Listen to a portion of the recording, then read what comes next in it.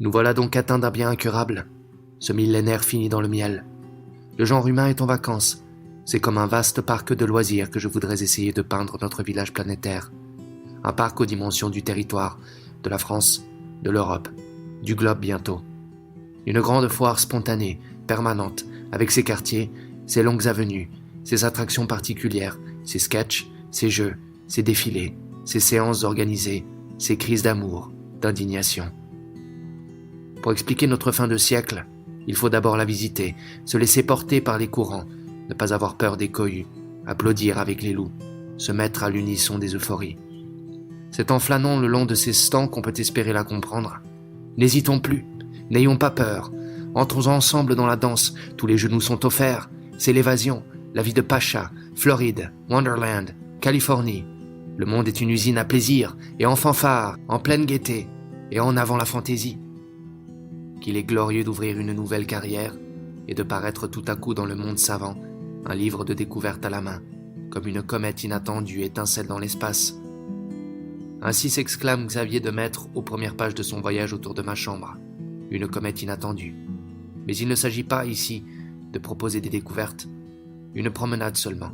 Une simple randonnée à travers ce que nous vivons chaque jour, ce que nous croyons vivre, ce que nous aimons ou redoutons, nous en apprendra 1000 fois plus. Oui, c'est comme un grand parc d'attractions qu'il faut visiter l'esprit du temps. Avec ses étalages et ses reflets, ses vedettes de quelques jours, ses fausses rues de fausses villes de partout, ses châteaux reconstitués, ses excitations, ses pièces montées, ses décors en résine synthétique, ses acteurs anonymes qui s'affairent, sous les costumes appropriés, à simuler leurs tâches coutumières. Il n'y a plus d'énigmes, plus de mystères, plus la peine de se fatiguer. Le bien est la réponse anticipée à toutes les questions qu'on ne se pose plus. Des bénédictions pleuvent de partout. Les dieux sont tombés sur la terre. Toutes les causes sont entendues. Il n'existe plus d'alternative présentable à la démocratie, au couple, aux droits de l'homme, à la famille, à la tendresse, à la communication, au prélèvement obligatoire, à la patrie, à la solidarité, à la paix. Les dernières visions du monde ont été décrochées des murs. Le doute est devenu une maladie. Les incrédules préfèrent se taire. L'ironie se fait toute petite. La négativité se recroqueville. La mort elle-même n'en même pas large. Elle sait qu'elle n'en a plus pour longtemps sous l'impitoyable soleil de l'espérance de vie triomphante. Bien sûr, quelques vieilles ruines nous encombrent, de vagues souvenirs des guerres passées. Il va falloir les déblayer. C'est une question de jours, de semaines. Déjà la psychanalyse, le marxisme se sont retrouvés aux oubliettes, virés à la poubelle, liquidés comme de vulgaires aérosols troueurs d'ozone, dès qu'on s'est aperçu que ces disciplines ne servaient ni à guérir les myopathes, ni même à sauver la banquise. Et ce n'est que le début du grand ménage. Plus de nostalgie mortifère, vive la fête, l'oubli dans la joie. Cette époque affiche complet, mais ce serait très ingrat de s'en plaindre. Particules que nous sommes, fragments, nous devons tout à notre multitude. Ce qui est, ne l'est qu'à condition de se diffuser au plus grand nombre, au maximum d'exemplaires, à la plus propice heure d'écoute. Tout, vraiment. Nous, vous, les choses. Le prime time a tétanisé le temps, supplanté les heures et les saisons. Plus question de faire bande à part. Survivre seulement, et c'est bien beau. Subsister, et puis raconter. Les scènes de l'histoire englouties ne sont plus promenées sur les tréteaux que pour que l'on se réconforte, à coups de débat, entre soi, en se demandant comment de telles barbaries furent possibles. Et en avant les musiques, secouez-vous, et bim, et boum, et zim, et reboum, comme dans Voyage vers la fin. Bim et boum encore, et que je te tourne, et que je t'emporte, et que je te chahute. Et nous voilà tous dans la mêlée, avec des lumières, du boucan et de tout. Et en avant pour l'adresse et l'audace et la rigolade, zim. Tenez, montez dans le train western, il est juste sur le départ. À moins que vous ne préfériez le grand frisson, la quincaillerie des montagnes russes, le grand 8 au vertige rutilant, 3 kilomètres en descentes et montées à plus de 100 km à l'heure. Remuez-vous un peu, nom d'un chien. Découvrez votre 3e souffle, de grandes aventures nous attendent. On nous a affranchis, ça y est. Plus de soucis du tout, nulle part. La démocratie pluraliste et l'économie de marché se chargent de nous.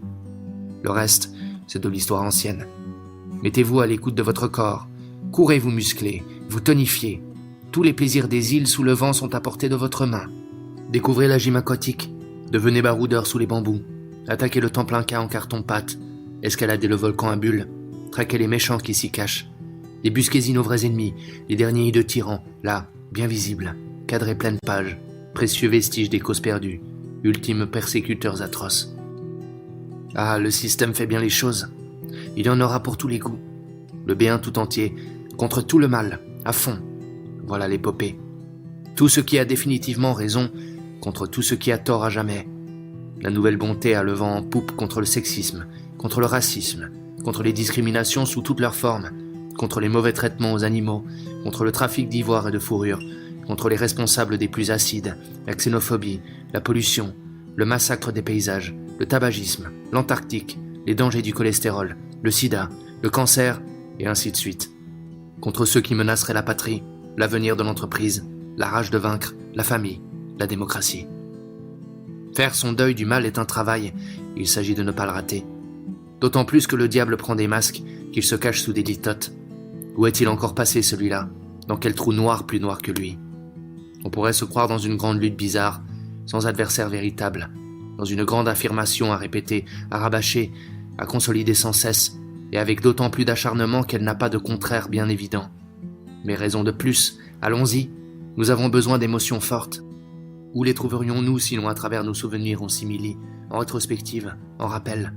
Fantômes de coupables à faire sortir. Encore un effort, du cran. Vous n'avez pas trop peur, j'espère. Rendez-vous alors au portillon. Grimpons dans ce wagon rouge pivoine, pieds calés, mains cramponnées, c'est le départ du convoi infernal. On va vous en faire voir de toutes les couleurs, la volupté de l'horreur à l'état pur, avec l'estomac embouilli, le cœur à 140, le grand saut dans le vide, tout là-haut, sur des loupes de 360 degrés, au milieu des cris de panique. Cela dit, n'allez pas me faire sous-entendre ce que je n'écrirai jamais. La formule magique aujourd'hui, si on veut espérer avoir la paix, consiste à déclarer d'emblée qu'on n'a rien contre personne, et d'abord contre ceux qu'on attaque. C'est un sésame indispensable. L'auteur tient à préciser que personnages, lieux, événements n'ont aucun rapport avec la réalité. Il va donc sans dire que je suis définitivement pour toutes les bonnes causes, et contre les mauvaises à fond. Et puis voilà, et puis c'est tout. Et ça va bien mieux en le disant. Pas d'histoire ridicule, l'évidence. Je suis pour tout ce qui peut advenir de bon et contre tout ce qui existe de mauvais. Pour la transparence contre l'opacité, pour la vérité contre l'erreur, pour l'authentique contre le mensonge, pour la réalité contre les leurs, pour la morale contre l'immoralité, pour que tout le monde mange à sa faim, pour qu'il n'y ait plus d'exclus nulle part, pour que triomphe la diététique. Ne me faites pas prétendre des choses. C'est le destin du mal seulement, sur lequel il me paraît instructif, au milieu de ce déluge de bienfaits qui nous comble de toutes parts, de se pencher quelques instants, ainsi que nous allons tenter de le faire. C'est son devenir, c'est son avenir. Où a-t-il bien pu glisser? Dans quelle trappe? Qui en soutient les postulats? Qui souffle l'haleine du scandale? Où crépitent les plaisirs de l'enfer? Qui aboie encore de vraies horreurs? Je ne vois plus partout que politesse, discrétion d'approche, flatterie, minauderies et camouflage. Grandes aspersions à l'eau bénite. Pour ne plus tomber dans les travers, des philosophes, en Italie, ont même essayé d'inventer une nouvelle idéologie sans danger. Un nouveau schmilblick conceptuel fait de bouts de Nietzsche ou Heidegger minimalisé jusqu'à la corde. La pensée faible, ça s'appelle. Le faiblisme, c'est touchant. Enfin une vision du monde sans colorant. Pas une idée qui dépasse l'autre. En France même, l'actuel président, pour se hisser là où on le voit, a dû se faire limer les dents. Personne n'en voulait tant qu'il arborait ses canines vampiréennes. Tous les antagonismes vidés de substance sont rhabillés pour les parades. Les certificats de bonne vie et mœurs font comme les chaussettes. Ils ne se cachent plus. Même les racistes aujourd'hui se veulent antiracistes comme tout le monde. Ils n'arrêtent pas de renvoyer aux autres leurs propres obsessions dégoûtantes. C'est vous. Non, c'est vous. Pas du tout. On ne sait plus qui joue quel rôle. Le public est là, il attend, il espère des coups, des cris. Il voudrait des événements. L'ennui guette, envahit tout. Les dépressions se multiplient, la qualité du spectacle baisse, le taux de suicide grimpe en flèche, l'hygiène niaise dégouline partout, c'est l'invasion des mièvreries, c'est le grand gala du chaud du cœur. Bernard de Mandeville, qui s'attira pas mal d'ennuis pour avoir tenté de montrer que ce sont souvent les pires canailles qui contribuent au bien commun, constatait déjà, au XVIIIe siècle, dans sa fable des abeilles, une des principales raisons qui font que si peu de gens se comprennent eux-mêmes, c'est que la plupart des écrivains passent leur temps à expliquer aux hommes ce qu'ils devraient être, et ne se donnent presque jamais le mal de leur dire ce qu'ils sont. On les comprend. S'ils faisaient le contraire, les malheureux, ils ne sortiraient plus de prison.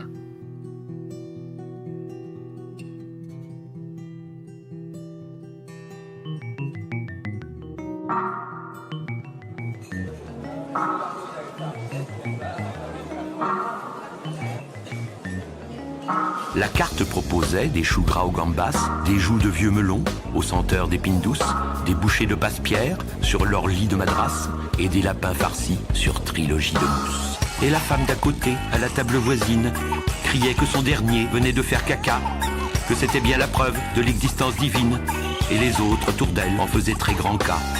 La serveuse conseillait des mouillettes de brioche à la fleur d'oranger sur crème de mascarpone, disait que le sorbet non plus n'était pas moche, ni le sauté de figue à l'huile de Gascogne. Et la grognasse odieuse a sorti de son sac plusieurs couches en couleur pour éponger les flaques, assez de couches en somme pour repeindre le monde et distribuer partout son crottin à la ronde. Il y avait aussi tant de brochettes aux œufs, des tartines de chèvre avec du paprika, du saumon, sauce rouille sur liqueur des chartreux, des jarrets de dorade à la fleur d'avocat. Et la radasse infâme nettoyait à grands seaux, ivre de son bron droit, le cul de son marmot. Elle aurait bien couvert toute la terre de merde et le ciel et la mer pour que rien ne se perde. On suggérait encore une bouteille de cornasse, un côte du Ventoux, ou bien un gigondas, et pour finir peut-être, un café expresso, suivi de l'addition, acquittable en euros. Et la gonzesse féroce achevait son turbin. Elle en jetait partout, jusque dans nos assiettes, et rendait grâce ainsi au culte de l'ayette. Il n'y avait rien là qui lui parut malsain. Les femmes ne sont pas sorties du gynécée, comme le disent encore trop d'illustres niais. C'est le monde lui-même qu'on y a fait rentrer, comme dans une sombre et longue maternité. La nurserie s'étend quand l'histoire disparaît, la pouponnière croît quand la raison décline, la garderie triomphe de la lucidité. 12 coups ont sonné dans la nuit utérine. Le sens même des choses a été congédié, les événements s'écroulent sous les gargouillements. L'homme se convertit au dieu de la diarrhée, tout se récapitule dans un vagissement.